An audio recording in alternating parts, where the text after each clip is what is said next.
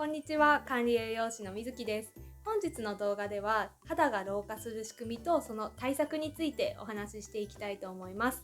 この動画の内容を知って日頃から気をつけられるかによってあなたの肌が30年後、40年後老化しているか、若々しいかに分かれるかもしれません。それでは早速始めていきましょう。肌の老化のお話をする上でキーワードとなる言葉に活性酸素っていうものがあるんですけど、この活性酸素、体の中で増えすぎるとタンパク質、脂質、そして DNA と簡単に反応して体を酸化していってしまうんです。私たちは毎日1万5000円から2万リットルの空気を吸っていて、その中から100リットル活性酸素が発生していると言われています。100リットルって結構多くないですか？ペットボトルに換算するとちょっと何本になるか私はわからないんですけど、すごい量ですよね。ただこの活性酸素って体に悪いかっていうとそういうわけでもなくて、体の中に入ってきたウイルスなどをやっつけてくれるなど有用な働きもしてます。ただ増えすぎてしまうと体を酸化してしまうんですよね。私たちの生活習慣の中にそれを増やしてしまう原因があります。ではどんなものがあるんでしょう？6つあります。ストレス、紫外線、多量飲酒、タバコ、食品添加物、そして過度な運動です。皆さん気になるものありますか？私はちょっとね、何個か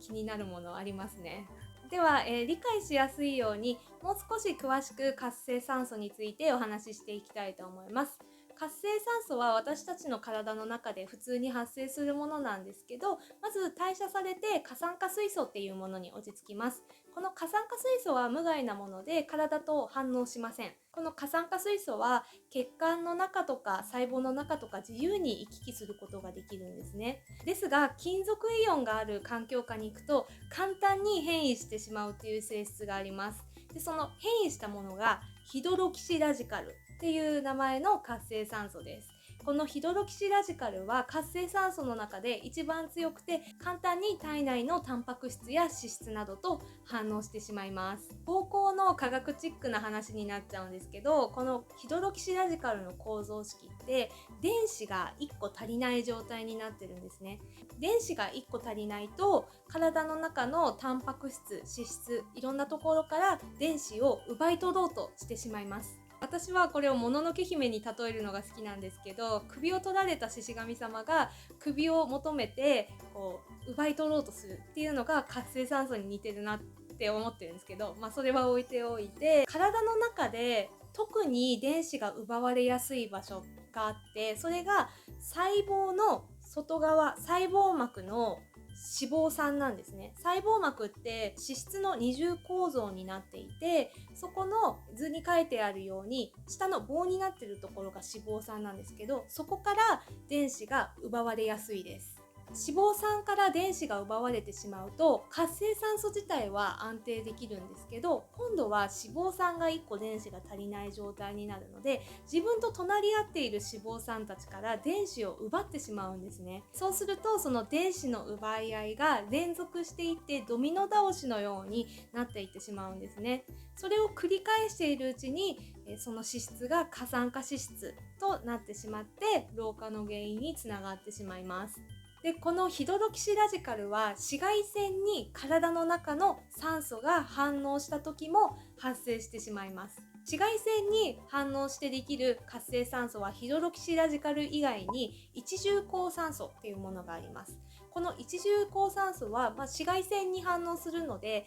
特に肌の表面で発生することが多い活性酸素って言われてます。先ほどの構造式的に言うと、電子が2個足りてない状態になっているものが一重抗酸素です。一重抗酸素発生すると、体が紫外線から体を守らなきゃっていう風に思ってメラニンを作り出します。それが日焼けやシミの原因になってしまって、でこの一重抗酸素が例えばコラーゲンと反応すると、それがシワの原因になってしまいます。以上が活性酸素によって起こる老化の仕組みでした。では次に対策を3つお話ししていきたいと思います。1つ目は活性酸素が発生する原因をなるべく減らすっていうことですね。冒頭でお話しした活性酸素が発生する原因6つ、これをなるべく減らしていきましょうっっていうところが対策1になります。この中で私気をつけているものっていうと、紫外線対策と、あと飲酒なるべく飲みすぎないっていうことに気をつけているんですけど、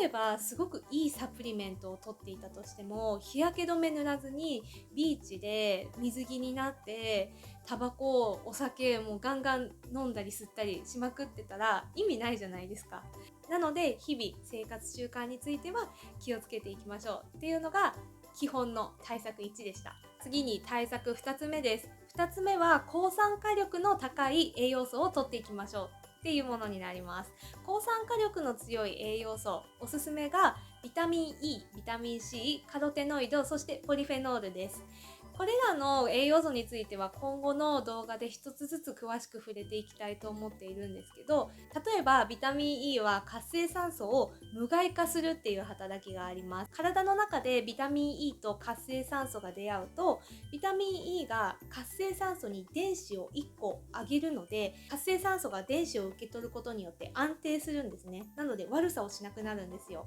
もののけ姫の話にもう一回戻らせていただくと、首を取られたデイダラボッチにアシタカト酸、ビタミン E がお主の首だって言って電子を与えることによって、それを受け取った活性酸素が安定して平和が訪れるっていう物語になってます。で、ビタミン E が酸化されたままの状態になっているので、そこにビタミン C がやってきて、私が肩代わりしてあげるって言って、ビタミン E の代わりにビタミン C が今度は酸化されます。ビタミン C は体の中の滞在時間が数時間ととても短いので、尿となってどんどん外に排出されてくれます。なのでそうやってバトンタッチしながらうまく回ってるんですよね。面白いですよね。はい、なので対策に、抗酸化作用の高い栄養素をとっていこうっていうことでした。そして対策3つ目です。3つ目は老化の原因になる食べ物を取らないようにしましょうっていうものですね。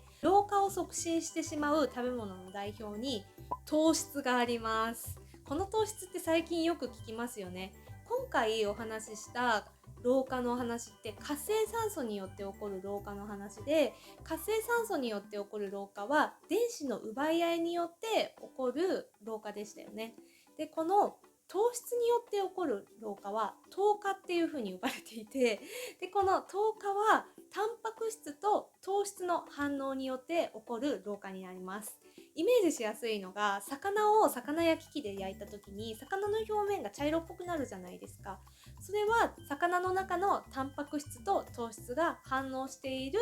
現象になります。それが糖化ですね。私たちの体の中で起きると、例えば皮膚や骨とかが黄色っぽくなったり茶色っぽくなったり、気になる方はネットとか検索するとすぐに出てくると思うので調べてみてください。この糖化起こらないようにするには、糖質を取りすぎないっていうことが大事になります。清涼飲料水飲みすぎないとか、お菓子スイーツ食べすぎないとか、ご飯大盛りはやめようとか、それが難しいんですけどね。なかなか食習慣を変えるって大変だと思うんですけど、そこは意識して一緒に頑張っていきましょう。はい。では今回の動画では老化の原因やメカニズム、そしてその対策についてお話しさせていただきました。対策のところとか結構簡単に今回はまとめてしまったので、次回以降抗酸化力のある栄養素について、そしてそれを含んでいる食べ物、あと簡単に作れるレシピなども紹介していきたいと思います。今回の動画の内容役に立ったなと思ったら、ぜひいいねとチャンネル登録をよろしくお願いいたします。では本日はご視聴いただきありがとうございました。じゃあねー。